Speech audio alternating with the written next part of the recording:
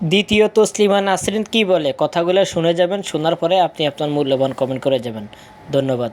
সঠিক ইসলাম পালন করার মাজারের যারা আছে, কারণ হচ্ছে ওলি আউলিয়ার দেশ। এটা টাকা পয়সা বন্ধ করে দিবেন, সেদিন আজান দেওয়া বন্ধ করে দিবে। কারণ হুজুরেরা চলে কিভাবে? আমাদের আপনাদের টাকা পয়সায়।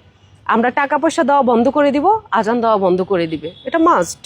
কেউ মানে আল্লাহকে যদি এতই ভয় পায়, আল্লাহ কই? আল্লাহ কি বলেছে যে আমার ধর্ম বিক্রি করে তোমরা ইনকাম করো, ওয়াজ মাহফিল করো, আমার ধর্ম বিক্রি করে তোমরা হচ্ছে এই কাজগুলো করো? আল্লাহ তো বলে দেয়নি।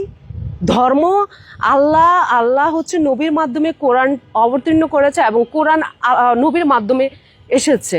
তো এই কোরআন, আমরা বাঙালিরা হচ্ছে শিক্ষিত মানুষ, আমরা কি কোরআনটা পড়তে পারি না? আমরা কি কোরআনটা বাংলায় অনুবাদ করতে পারি না?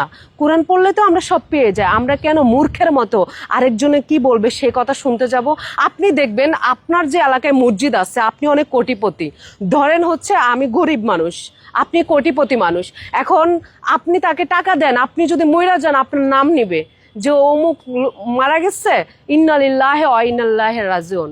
আর আমি মারা গেলে লাভলি লাভলি কেডা? ওর নাম নিব না, কারণ ওই যে আমি টাকা দিনা, মামু দিনা, আমি দিনা বলে আমার নাম নিবে না। এটাই হচ্ছে এদের এই ইসলাম। সো হচ্ছে ওয়াহাবিদের ইসলাম গুলাকে ওরা ওরা হচ্ছে সঠিক কোনো ইসলাম পালন করে না। একমাত্র সঠিক ইসলাম পালন করে মাজারের যারা আছে, কারণ হচ্ছে ওলি আউলিয়ার দেশ এটা।